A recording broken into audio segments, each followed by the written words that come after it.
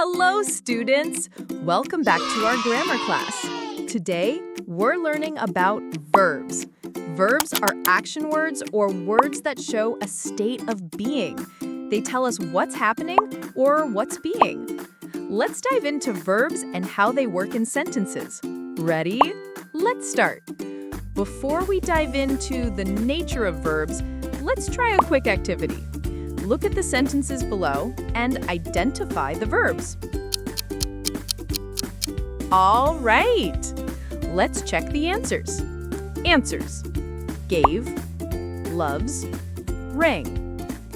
In the sentences above, the verbs are the words that tell us what the subject is doing, or in the case of rang, what happened to the subject. Let's break them down. Nature of the verbs. Let's look at how these verbs work. Gave. This verb shows an action with two objects, the person, me, and the thing, watch. Loves. This verb has one object, the dresses. Rang. This verb has no object, it's just the bell ringing. So verbs can have one object, more than one, or none at all. Cool, right? Now let's learn about the different types of verbs. The main types are transitive verbs, intransitive verbs, transitive verbs. These verbs need an object to complete their meaning. For example, Peter plays the piano beautifully. The teacher gave some advice to the student. In these sentences, plays and gave need objects like piano and advice to make sense. Intransitive verbs. These verbs do not need objects to complete their meaning. Let's break them down into two types.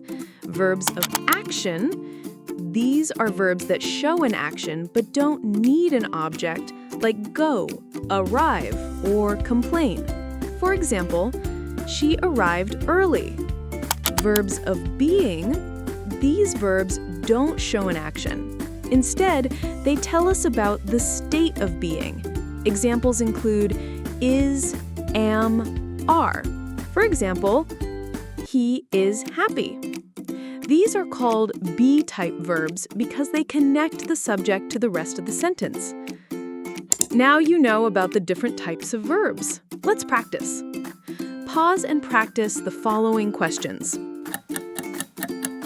All right, let's check the answers. Now, let's learn about the different types of verbs. Regular verbs, irregular verbs. Regular verbs. Regular verbs are verbs that form their past tense by adding ed or t to the base form. Let's check out some examples. Irregular verbs. These verbs don't follow the regular rule of adding ed. Instead, they change in unique ways in the past tense. Let's check the example below. See how these verbs change completely from present to past tense? They don't follow the typical pattern. All right, now that you've learned about regular and irregular verbs, let's practice. Take a moment to think, and we'll check the answers in a bit.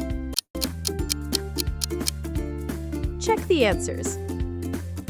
Fantastic work today, everyone. Keep practicing your verbs. The more you use them, the easier it will be to build strong sentences. Can't wait to see you in the next lesson. Take care until then.